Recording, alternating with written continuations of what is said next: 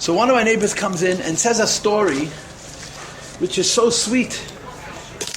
I'm going to say it over so many times until I won't forget it, even though I'm older without a memory. The word geht azoi. The Listen to Lushkin was an old Chabadnik. Not a Lubavitcher, a Chabadnik. The Listen to Lushkin was a Babroisker. You know who's Babroisk? Babroisk is Kopust. When the Tzemach Tzedek passed away, he left six sons. He says one passed away by Chayev, Rabbi Yankiv passed away by Chayev, and then there were 6 left. Of those 6, only one did not become a Rebbe.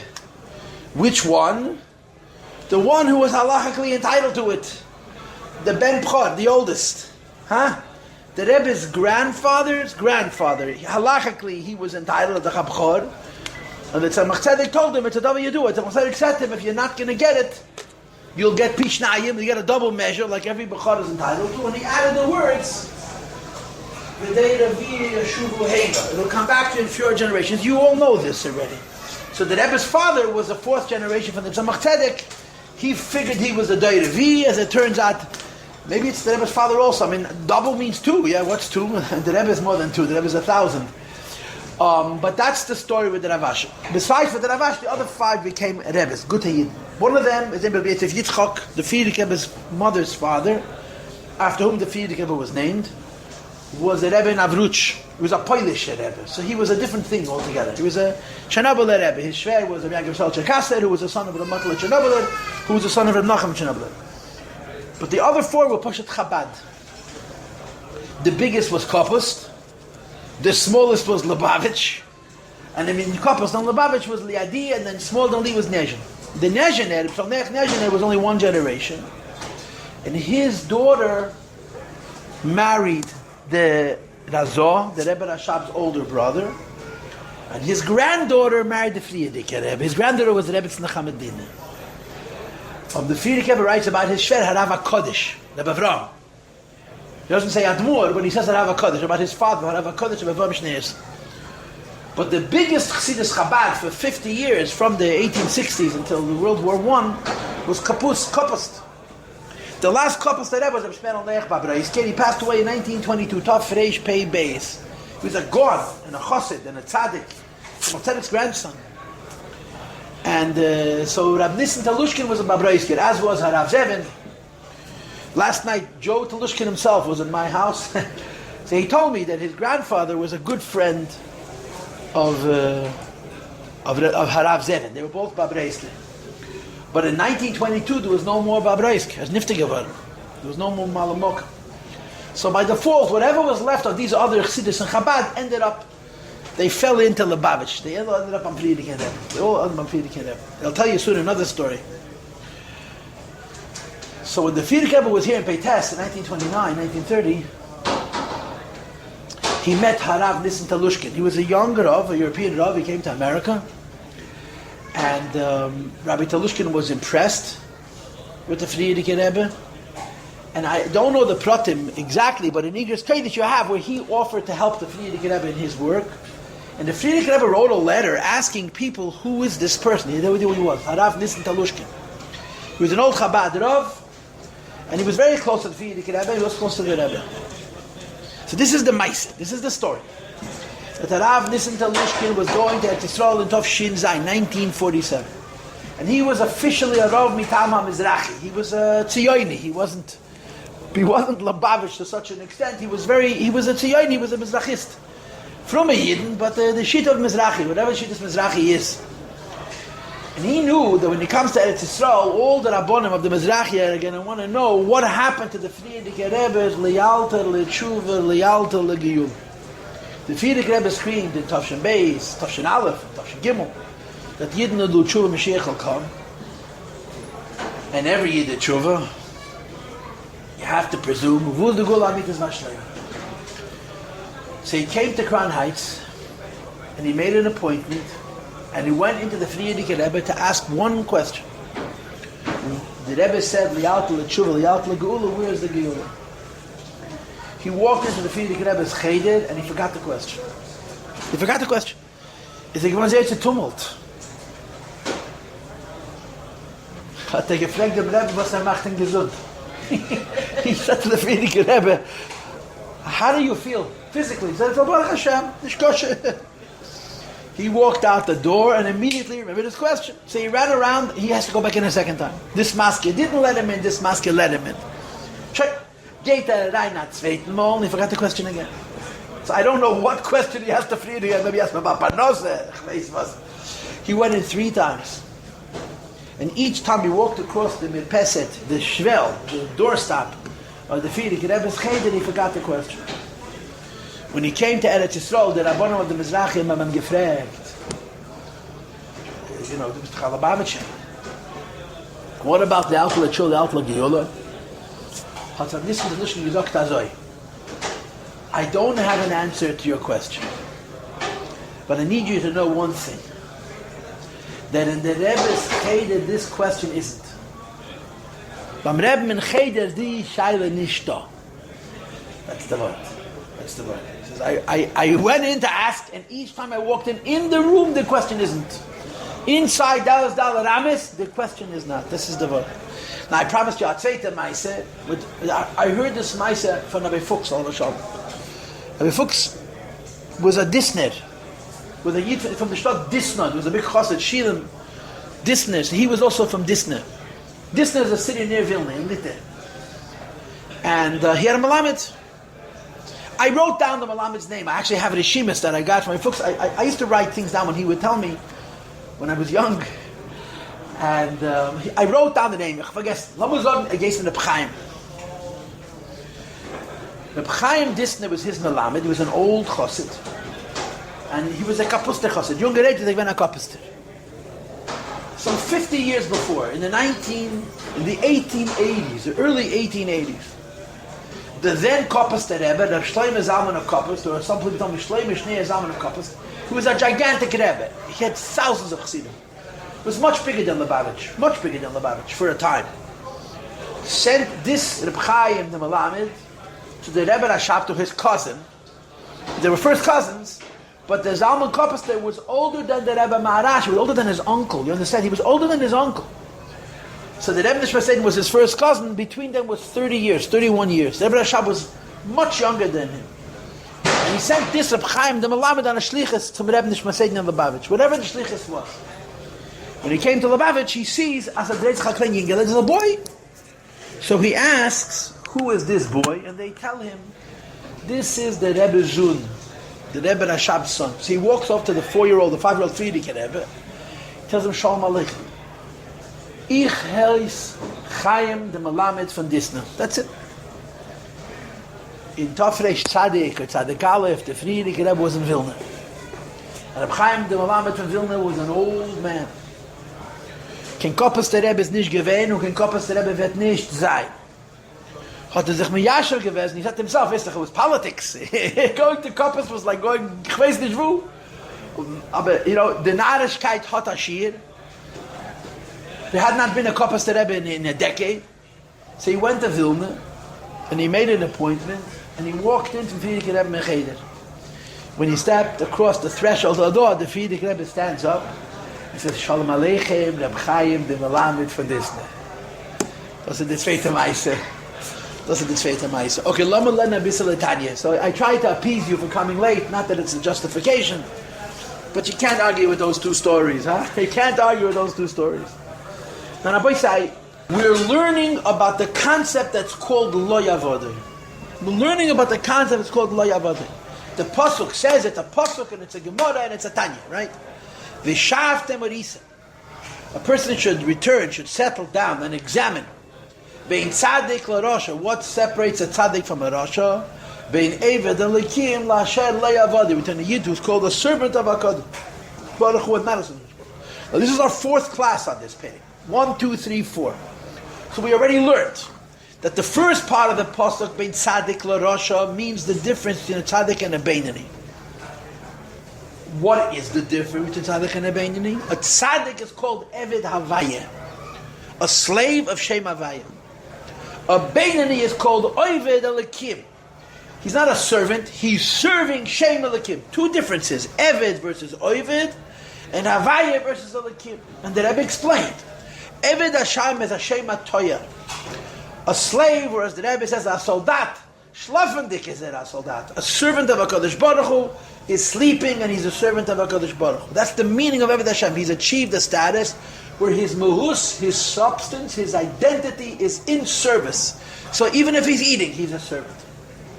The Beinoni is not called Eved Hashem, it's called Avodah, Oived. Oived means he's serving. He never achieves a state where his Shem HaTorah, where his essence, his muhus, his substance, is that he is a servant, but he serves. Like I told you, the Lashon, I've been using this since last Gimel Tammuz. This is me talking about myself. And then Efshe das Shtusim Avalim. So there's Zayin Epis and so there's Ton Epis. You know, you have to be somebody and you have to do something. To be somebody is a hard thing. But to do something, you'd have to be alive, you know. And the Rebbe made that into a nikit in our generation. The important thing is do something, and then something else, and then something else.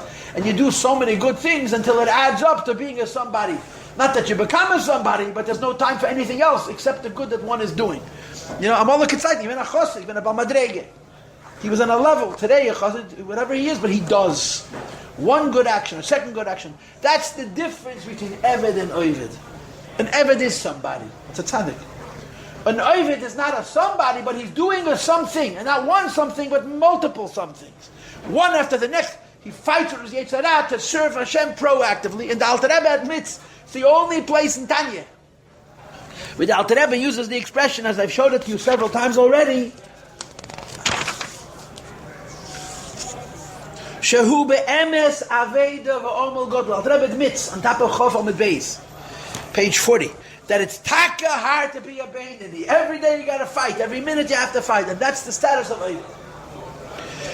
So after we had the difference between Tzaddik and Rasha, which is the first half of the Pasuk, which is the difference between Eved Hashem and Oived Elikim, then the Pasuk is something else. That there's Oived Elikim and Layavon, which means two types of Beinoni. There's a Beinoni that's Oived Elikim. He's fighting with the Yetzirah in order to do the Ratzon of the Meibishter. And then it's possible to be a Beinoni and have no fight, no struggle. It's possible to be a Beinoni and have no struggle.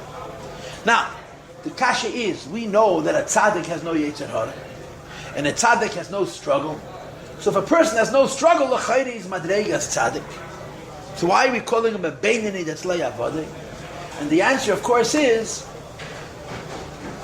that the definition of tzaddik is not that he doesn't do averis. The definition of tzaddik is not even that he has no desire to do averis.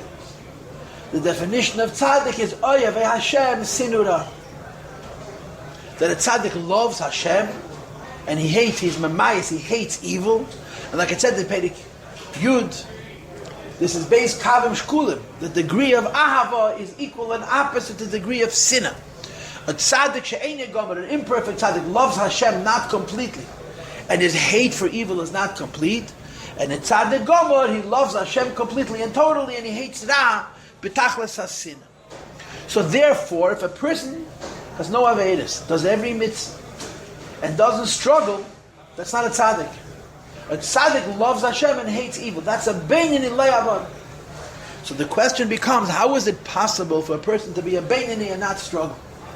So at Rabbi said we had two answers. The first answer was 2 weeks ago, and the second answer was last week. The answer of 2 weeks ago was teva. Teva. It's his nature. Some people's nature allows for them to be virtuous and not to have a hard time with it. But you need a whole series of tivium together, a whole series of characteristics all together, which is very, very rare. You know, you can find somebody who's missing one of these tivium, that has one of these tivium, or even two of these. But the Alter Rebbe said that you have all three characteristics combined, all three in Yonim that are called teva. So then it's possible to do the right thing and never do the wrong thing and never to struggle, and it's only Madregas Beinoni. The first is called Masmid Bilimudei Betive. That he's behind Takbeira Sabor Shcheda. His nature is that he's a studious person. He likes to learn. He's a book person. It's not hard for him to cook it in a sefer. So he's drawn to it like a fish to water. The second is called Mitzudin Betive. He's a dispassionate person. He's a cold person. So he doesn't have taivis, have to do with chmimas, with passion. And the third, which is the most interesting, is called Mechuser Hergish Hanoah. Some people get pleasure from nice, good food and nice clothing and a good car, and in Chassidus it's called the Yetzer Hara that's an A's. You have a Yetzer Hara that's a Sheir, you have a Yetzer Hara which is a Shepsel, and you have which are A's. The goat. Still and hate. Oh, is that a Baltaiver? He's quiet, but he can't keep the candy out of his mouth. There's some people that have a Geschmack, and they just enjoy things. If a person's teva, by nature, his personality, is that he's a master of the Limud B'Tivim, Mitzunim B'Tivim, B'Chusar Hergesh, if you have all three of those characteristics, none of the areas of Nisayan that test and challenge a Beinani are going to test and challenge him. So he always does the right thing, he never does the wrong thing, and there's no avoidance. So then comes a Poshet Akash. If there's no avoider, why is he doing the right thing and not the wrong thing? If there's no avoider, why is he doing the right thing and not the wrong thing? He has no motivation. And for the Gemara, the teretz is, there's something called Ava Mesuteres. The Pintele. The Neshama. The Teva of a Yid, and this is two different uses of the word Teva.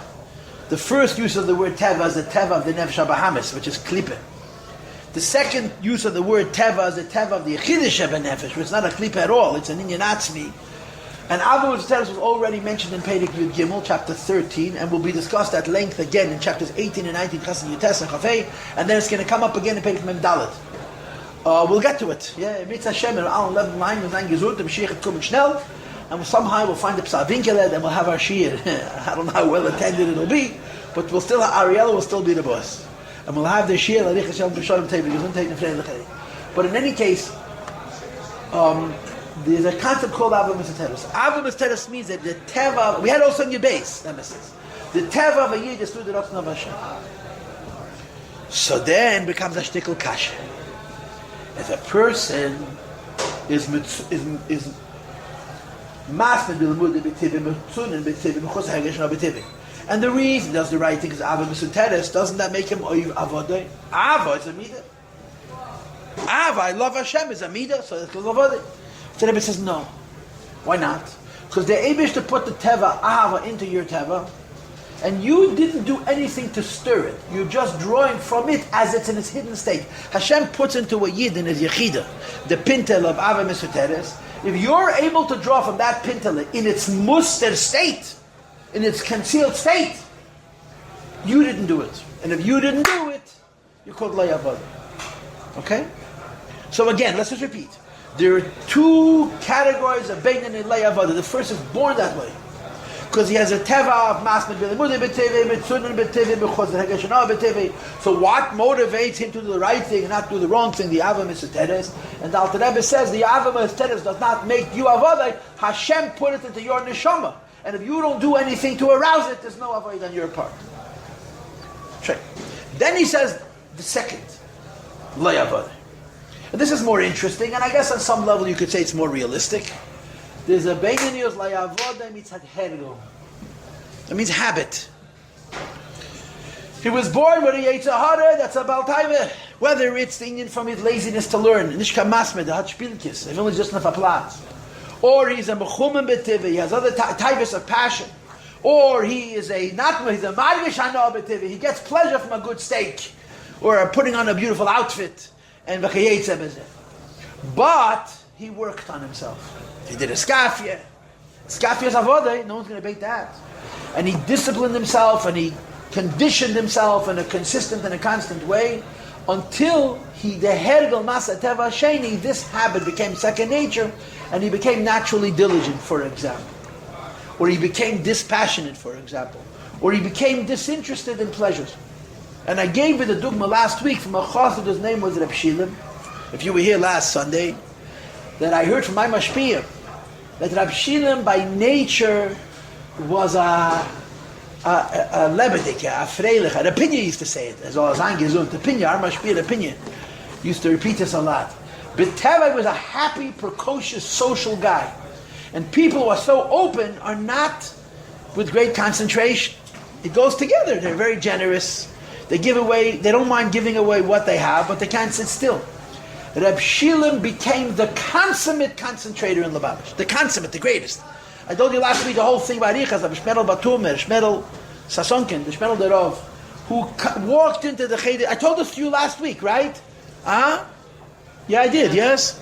That he walked into the Cheder Sheni, he's watching Reb David and Reb Shilom, David had a doctor and Shilom. They were very different. David's nature was naturally a concentrator. He says davening was effortless by him. The only difference between davening and learning, whether his eyes were closed or his eyes were open. But Reb Shilom fought a milchama. And Reb Shilom transformed himself to such an extent that his concentration was incredible. He heard a maimer and he gave it back. He was the chayzer by that in Lubavitch. After the Rebbe said a maimer, Shabbos morning, Reb Shilom would give back the maimer because he developed such a concentration and such a memory that he would give it back just the way the Rebbe said it. And it was changing his nature. This is called Teva Nasa, Hergel Nasa Teva Sheni. A habit becomes a second nature. And this second nature makes a person achieve a station where there's no longer avodah. Yesterday I was an ovid. 2 days ago I was an ovid. Yesterday my Yetzer Hara bothered me in one of these three areas. Either I didn't want to learn, or I was a passionate Baltaiva, or I was a sweet tooth Baltaiva, whatever kind of Baltaiva it is. But now a person achieves a madrega where it's become his habit, it's become his nature. So the Rebbe says this is another category of a Beini's Lay Avodah. Yesterday he was the madrega of Eved Elikim, and today he's the madrega of Lay Avodah. Now to sustain, to continue, to retain this status, this condition as Beinani is second nature. You following? Yeah? And again, the Alter Rebbe asks, I have to understand, and again, I put words into the Tanya just to serve my purposes, but again, the Alter Rebbe asks, what's his motivation? If he's no longer fighting, if he's no longer doing his kafir, so it's easy for him to learn, it's easy for him not to have other nisyonis, but why is he doing it Bepeil? And he gives the same answer, Amma Miseteres, the Pintalayid. The Pintalayid. The Pintalayid is planted there by Hashem. If you arouse the Pintalayid, if you do something to bring the Pintalayid closer to you, that's your effort, that makes you avodah. But the Eibishter plants inside the neshama of a Yid a Pintalayid, and the Yid in no way arouses that Pintalayid, but rather the Pintala remains in its concealed state. The Pintala remains in its concealed state, and that's sufficient to get you to be a Beinani and Sur Me'ran Asei Toy B'Poyel Mamish, because you've acclimated yourself, you've got yourself accustomed to living as a Beinani to such an extent that it's without effort. That's called Lay Avodah, because you're not doing anything to arouse. This is a summary of what we learned. Remember, it's a chazorah of what we learned. Isn't doing all this activating the Pintalayid? Activating the Pintalayid means to feel a regesh. So they have to feel. He's not feeling it. It's just the teva of a Yid to do a mitzvah and not do an aved. It's totally subliminal. Totally. I mean, I don't know how to gauge these things, but it's subliminal. There's a klal in Tanya, which is so much a part of the psychology of Tanya. You know, I always answer when everybody tells me, you know, the psychology of Tanya, I react to it like you just said profanity. I can't take it. Tanya is not psychology. Tanya is Avedis Hashem. Psychology is psychology. Tanya is Avedis Hashem. What's the difference? Psychology deals with sickness and Tanya deals with health. It's two worlds. Fundamentally two worlds. But there is a psychology in Tanya. But people miss it. People miss the psychology. They don't even get it right. One of the things, it's one of the most important things in the Tanya, in my humble opinion, is that the Alter Rebbe says in Perek Ches, in chapter 8, which we learned, yeah, it's been a while, but we learned it, that the teva of a Yid is that he cannot do an Aved. Not the teva of the Neshama. The teva of the Nefesh HaBahamis is that a Yid cannot do an Aved. If you don't believe me, turn to chapter 8, look at the first few lines. The Rebbe has a Maimed, Tovshin Yud Gimel Basi Lagani, where the Rebbe says something even more interesting. That the teva of a Goy, doesn't allow him to be able in any one of the Sheva Mitzvahs B'nei Nefesh. And obviously, if you're talking about a Goy, you're not talking about Nefesh HaLekis, you're talking about the Nefesh HaBahamis. And by Pashtus, we can't klom this in wegen dem, it's Sholosh Klippus at Meis Legamre, which is a big tzarachi in Gadol. But the teva of a Goy cannot do Heipach Ratzon Yid, just like the teva of a Yid cannot do Heipach Ratzon. And of course, the way it's going to play out in chapter Chav Dalet is an animal has the same thing. An animal is the same thing. David gave him a teva. He can't do what's not acceptable to him based on his teva. The difference is the animal cannot change that. And a human being can't. That's what the Gemara says, Yitush Kotmach. You understand? But this is the Yisod. The Teva of a Yid, the Nefesh HaBahamis, can't do an Aveda. That's not Avodah, it's his personality. Just like a lion kills to eat, and another living animal runs by, he doesn't run to kill it because he has enough food for now. Now, maybe that's not the Teva of an animal, but whatever the Teva of a lion is, so he has no interest in killing. Yeah? The Teva of a Yid is that he can't do an Aveda. No, but then there's a whole process. From Taivas Hetet to Taivas Yisrael, and so forth and so on. So if a person reaches a station where he doesn't have nisyonis, so this is the nefesh, the teva of the ava misoteres is even till the madrega of the nefesh habahamis. You can't call that avoida. You just can't. But the kasha is a kasha. Your question is a question, and my answer is as good as I'm going to give it to you. This is the beklolos. This is the inyan. We start analyzing it. So I don't know how much I can give you that's precise that I'm not going to make up. So this is going to have to be sufficient. Okay? So are we clear? Are we clear? Yeah? We have two madregas in Leia Avodah. The first madrega in Leia Avodah is based on Tchila Teva, his nature from the first place. And the second madrega of Leia Avodah is from Hergel, is from habit. And I would argue that the second one is far more likely than the first. But Tziyazei, whether we're talking about the first Beinidus Leia Avodah or the second Beinidus Leia Avodah, Hatzada, Shava, Shabahem, what they have in common is that they're doing the right thing, they're never doing the wrong thing, and they're the Leia Avodah. So what comes now? Go ahead, ma'am.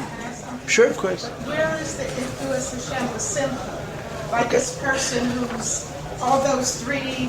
So we could say two answers. Answer number one is that he's not Ifus Hashem B'Simcha. And answer number two is that Simcha is in his Teva. Simcha is in his Teva, it's in his nature. He's an intellectual and he doesn't have a Taivas and he all that and the Simcha is there. It doesn't sound right.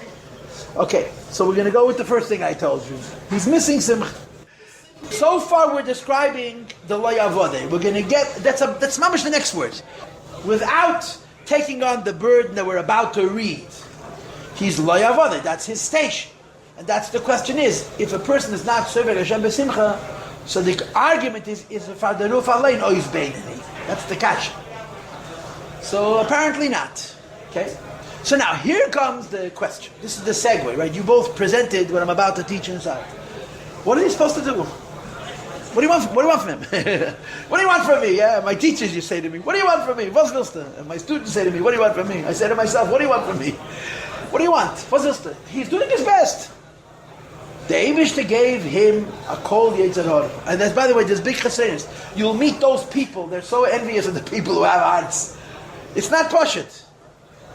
But what do you want from this person? He's a Beinani, never done an Aved in his life. Doesn't miss an opportunity to do a mitzvah. The fact that the Eibishter gave this in B'Teva, and especially if he worked it out mitzvah the Hergel, he changed himself. What do you want from this guy? What's willst du von him? What's his crime? You know, I wish I had that problem. We all wish we had that problem.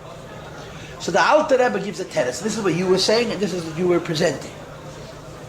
If a person is a madrega of Lo Yavodah, he has to make himself an avodah. But how could you make yourself an avodah if you do every mitzvah? How could you make yourself an avodah if you have no desire to do any aveda? And the answer is because you can always do more. So here we go. You can always do more. So let's read it inside. Ella im K. Page Mem Aleph, Chaf Aleph, Amid Aleph.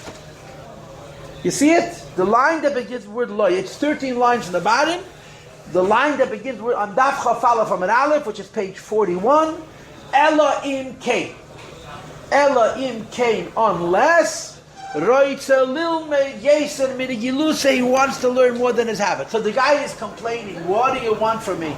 I'm a Beinani. The Eibishter Baruch Hashem gave me a geringe Yetzer Hara, a kalte Yetzer Hara. But the fact of the matter is, I'm learning and I'm davening, I'm doing mitzvahs, and I'm never missing an opportunity of the same. So what's wrong with me? So the Alter Rebbe says, you can push yourself. There's no such thing as a Jew who's in a state of Lo Yavodeh that can't change it into a Avodah. And that's the chesed. You're a Beinani. You're always gehit, you're guarded. Every inyan in Yiddishkeit you do maximally based on your madrege. But you can push yourself. And the not pushing yourself is what makes the lo yavadi chesed. Because if you're used to doing things a certain way, and you want to push yourself to do more, to go out of the status of lo yavadi and into the status of avada, you're going to need a motivation. You're going to need a koyach. And that motivation is going to require some kind of feeling. And some kind of his bonus. That's the avada. That's the avada. Elam kain unless. So you're choosing to learn more than is your habit, or you're choosing to learn more than is your teva, based on the teva rishon that the Eibush made you, so these words, Elim Kain, Roitza Lilma Yesem, you'll say it's 6 words, incriminate, they show the chesaron of the Beinani who's in the Madrega of Layavada. You're a fine Jew, you're a wonderful Jew, Bemis. Of Allah Yidin Gadol Gavaran. We should have the problem that we have no problems learning Torah, doing mitzvahs, and serving on a Seiteh. What about Avodah? That a Yid is put in this world to work and to serve Hashem, like the Rebbe says, the Lashon Adam La'omo Yivali. In the Pasuk it says Adam La'omo Yulad. Last night in Shul they showed the video. So the Rebbe said Adam La'omo Yivali. So Fana said Torah Shov, the Ershte Rishime, that the Rebbe Rashab misquoted a word. The Rebbe Rashab misquoted a word. So there was the Mishatz, Rabbi Chiel, I think his name was. The Shatz, the Chazan, and the Babich corrected him. And he told him that that's not the right diktuk. So the Rebbe Rashab says, "Do you think I know the diktuk?" He says, "I know the diktuk, and nevertheless I'm saying it wrong." He says, "My father knew the diktuk, father knew diktuk well, and nevertheless he would mispronounce certain words." So the Rebbe would always say, "Adam la'omo yivolid," as opposed to "Adam la'omo yulad." A man should be shafing about him to heart of him. Man was created to toil. So the Eibishter puts a human being into a condition which is called Bein and Le'avadeh. There is what to toil at. What's the toil? Yeser Mirigilus. I told you the story the other week. From Amisnagid. Harav Hutner. I told you the story that Ayid Afsachon Strengen. I told you the story. Yeah? A Jew, someone gave him tzedakah that he knew he couldn't afford. It was Yeser, not Mirigilus, Yeser Mefsharusei. So he says to him, "How are you giving it?" It was a boy. I heard a story from this boy. He was a Yossi, he was learning in yeshiva. No one pays chalim for him. So his uncle, Rabbi Karp, every time he came to New York, would bring something, and it wasn't schar limud, but it was recognizing that the Tei Yeshiva is doing him a favor. So one day he brought a larger check. He was himself a malamed. So he says to him, Harav Hutner says to him, "You can't afford this." He's no Ayid Afsachon Strengen. So that weekend there was a situation where somebody wanted him to do something and he really didn't want to do it, and they got stuck in the snow, and the whole time he's screaming, "Ayid Afsachon Strengen." He was angry at the little boy because his uncle guilted him, you understand? Ayid Afsachon Strengen. Ayid ken zechalam alon Strengen. A Jew can always push himself. And that's why the lo yavod is considered a chesaron. It's a wonderful place to be. It's not a tzaddik. There's no Ava Yideh. There's no fire. And you're not stuck there. A person can always go out of the madrega of lo yavod into the madrega of avod by going past his limit. And now the Rebbe brings that what we all know, that we discussed already several times, the idea of 101. Let's read it inside. It says the Rebbe, this is the pshat in the Gemara. I quoted it 2 weeks ago, and I quoted it 3 weeks ago, and now we're reading it inside. The Eivad Elokim Hainu. I remember that this is a Gemara in Kedushin, but it's not a Gemara in Kedushin. It's a Gemara in Yuma, Chagiga. The Eivad Elokim Hainu, who is considered one who was Eivad Elokim. Now we're not talking Eivad Hashem now. Eivad Hashem is tzaddik. Eivad Elokim is Beinani. Is nicht epes, tut epes. He's not somebody, he's doing something. But he's doing something in such a way that it's called a Mulchama, because it's Yeser Mirigiluse, it's more than his habit, Yeser Mitive, it's more than his nature, says the Gemara. If you learn your Pedic, you learn your Mishnah, you learn your Braisa, you learn your Pedic 101 times. And what is considered a Yida Beinani? Who's not working hard? If you learn your Pedic only 100 times. So you scratch your head and say, when was the last time I learned something 100 times? There's one thing that I think I learned 100 times. And that's the V'yata Tetzaveh. But what else did I learn 100 times? What did I learn 100 times? Even Tanya didn't learn 100 times. I've learned Tanya many times, but I don't think I learned Tanya 100 times. 100 times. So the Alter Rebbe explains. Hainu, the reason is, Mishum Shabiyameyim, Hoya HaRegilus. This was the habit. Now if I wanted to be chutzpahdik and foolish, I would also say, Hoysa HaTeva. Regilus means, Teva means it's nature, but it doesn't really make a difference at this point. The point was, this was the way people lived. Lishanis, Kol Peirik, Meyapiyam, they learned every Peirik 100 times. Lishanis is from the word Mishnah, Teresh Balpeh. Now why would you learn something 100 times? And the answer is, you have to remember that nothing was written down. Nothing was allowed to be written down. The entire Teresh Balpeh was Balpeh. The Rambam writes that all the Gedolim about Megillah Starim, it's a Pele. The Gemara brings about Megillah Starim, that means they used to write things illegally. And every Chacham had Megillah written there. No one was allowed to know because it was against the law. It was put against the halach. So we understand Megillah Starim that they found Chvesis Manabayas. The Rambam gives the impression that all the Tanoim kept secret Ksavim, Megillah Starim. The Gemara says that you have to memorize it Balpeh. And you have to memorize it Balpeh, like it says in the Mishnah,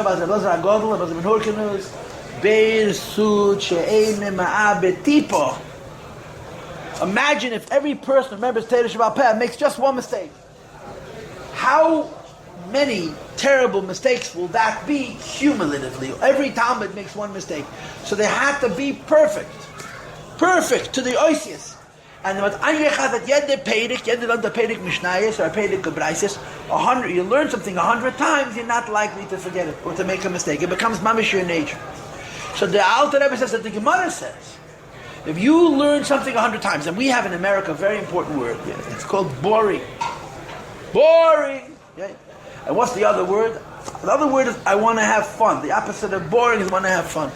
And the first rule about boring and wanting to have fun is if you learn something 2 times, it's 1 time too many. It's boring. What is boring?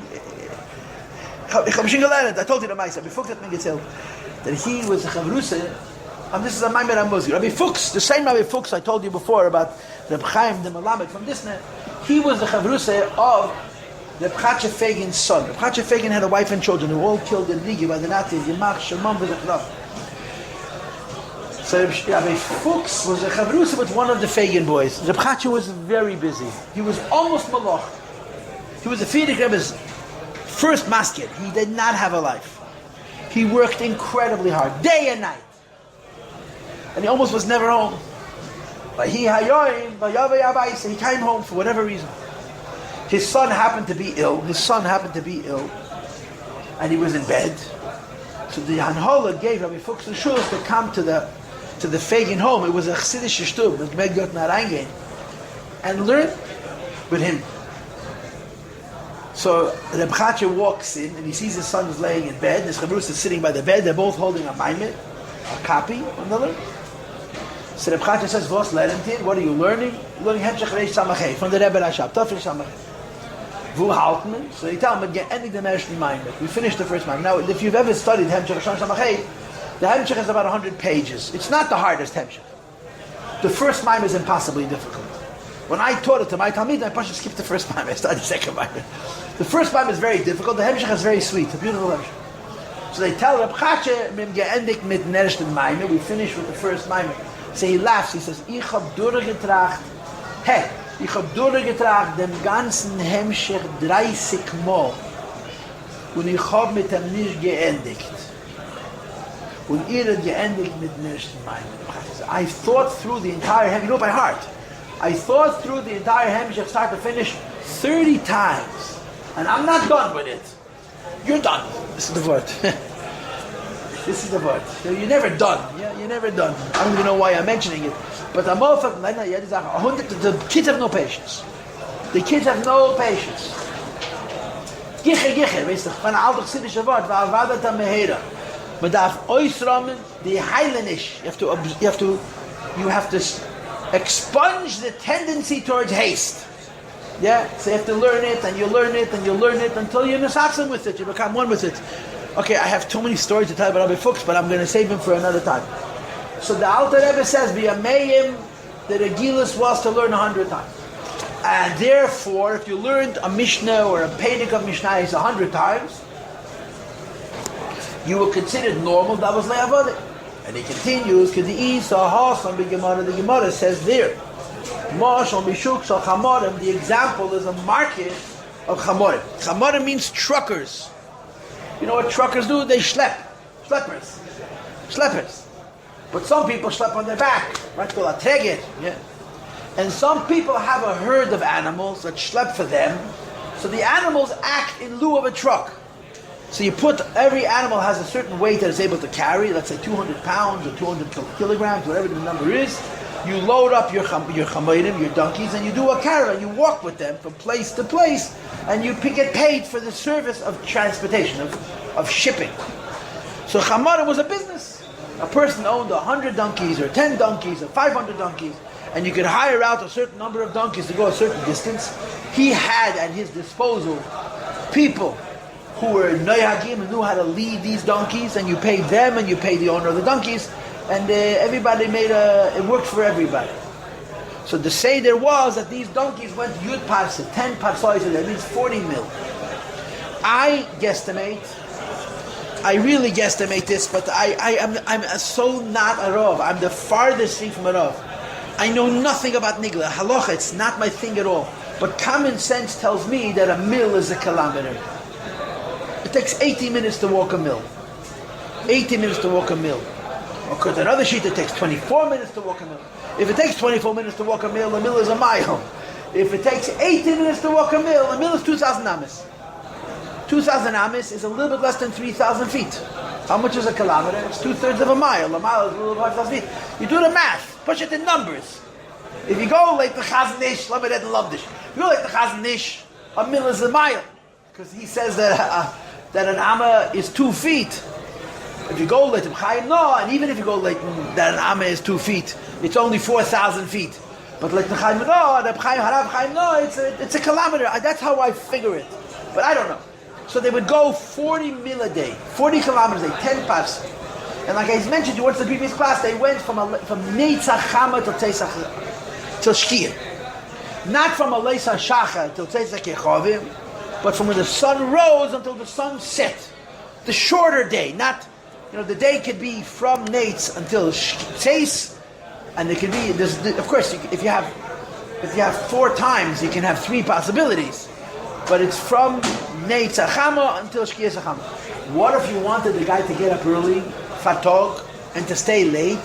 So then you paid an extra to go another pass, 4 more kilometers, 4 more mil, which is about an hour's walking, 72 minutes or 96 minutes, depending on how you count a parsa, whether it's 18 minutes per parsa, 18 times 4 is 72, or 24 minutes per parsa, 24 times 4 is 96. So this is the source of all the shittas, you understand? So it says like this. Mashal Meshuk Shachamorim, it's analogous, it's a mashal of a market of truckers. But they don't have trucks, and they're not using their backs, they are using animals. Shenishkarim la'eseh parsa b'zuz. You can travel 10 parsa, 40 mil, 40 kilometers for a zuz, for $100. Ula'achad asa parsa, if you want to go 11 parsa, which is only 1/10 more, 44 kilometers, but today's zuz costs $200. So you scratch your head and you say, Mamish, a 10% increase in distance is a 100% increase in fare? Yeah, you know why? These truckers were people, and they had a lifestyle. And the lifestyle involved resting and working and davening and learning. And for them, a normal day was a 12 hours. From sunrise to sunset, not from the morning star till the stars came out. This was their regilus. You want to change somebody's habit. You don't pay a little more, you pay twice as much. And the Alter Rebbe says the same is true. If you have a yid who's maimed or matziv, it's called lo yavodeh. He's not working hard at serving Hashem. And this that he's not working hard at serving Hashem is either because this is his teva, that's how he was born, or this is his regila, this is his habit, this is what he acclimated himself to, this is what he got used to doing, until it became a teva sheni. There's no more mulchama, You say to this Yid, 101. And that 101 takes work. And because it takes work, it takes motivation. If it takes motivation, it takes revving up the engine. That makes you oived. But if you stick to the Mea Piyamim, if you stick to the 100 times based on your Regilas and based on your Teva, you're called Layavad. That's what we're learning. V'lachein therefore, Zeis ha'pam ha'meya v'yachas ha'yeseirim. The one extra time, 101 versus 100. Since it's Yeseira al Haregilas, it's more than the habit and the custom. Shuhurgal minu'ura, which one was acclimated to from his youth, Shkula keneged kulon ve'ela al gabein, is equal to the whole 100 that came before and even more. This is a pellet. I learned 100 times. Then I learned 101, so it's a little better. It's a lot better. How much better it is? It's equal to the whole 100 that came before, and it's even more than the whole 100 that came before. Amazing. It has more weight, has more force, because this meya pamela achas, this extra one time, changes this particular person, who's called layavade, either mitzad teva or mitzad hergel, to the madrega of avada. He becomes a servant of HaKadosh Baruch Hu, a worshipper, a laborer, a haraver, because he's going beyond his limit. Mipnei, because sheketei lishanes teva paragilus, in order to change the nature and the habit. You see both words, teva and regilus. You could say, if you wanted teva or regilus, but he puts them together, teva regilus, which are the two ways that the bein le'avoda, either from teva or from regilus. Right? Tzarich le'ered es ha'ahav al Hashem. Stop. You have to awaken love for HaKadosh Baruch Hu. And if you're awakening love for HaKadosh Baruch Hu, you have to exert yourself. And that becomes the Eved Elokim. Now I'm stopping right here in mid-sentence, and believe me, the next Sunday, David Shin's helping, we'll finish Perek Tesvav. But, however, I want to share something with you before I let you go. And that is, that in our Perek, the lexicon, the language is called Ma'at Yesem Irigilus. A little bit more than your habit. When you do 15 times 2, this is Perek 15. You have 15 times 2 is 30. You get the Perek Lamed, chapter 30. The Alter Rebbe introduces you to an even more radical idea. And that's based on the Maimer HaMishneh, Ve'evei Shval Ruach B'fnei Kol Ha'od B'fnei Kol Ha'od Mamish. A person should be humble in front of each person, even the biggest Rasha. Now what's to be humble about next to a Rasha? The teretz is, ask yourself, how hard does that Rasha need to work for him to be a Beinani? And then ask yourself, are you working that hard where you are? The Lashon Harav is Mali Bechina Sur Merah. Mali Bechina Sasei Tev, it's all the Mebishnas Ratzin.